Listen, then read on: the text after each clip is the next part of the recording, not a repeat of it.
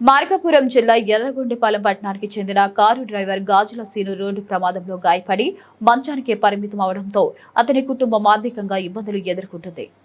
ఈ విషయం తెలుసుకున్న Yerragondapalem taxi drivers and owners association సభ్యులు ముందుకు వచ్చి ఆ కుటుంబానికి ఆర్థిక సహాయం అందించడంతో పాటు నిత్యావసర సరుకులు పంపిణీ చేశారు.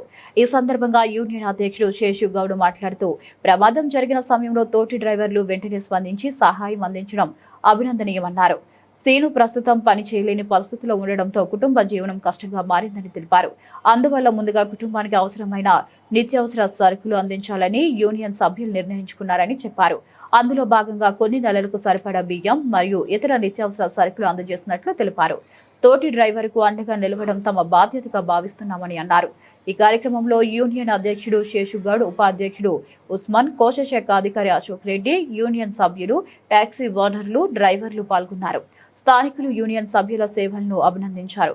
ఇటువంటి సహాయక కార్యక్రమాలు సమాజానికి ఆదర్శంగా నిలుస్తాయని తెలిపారు.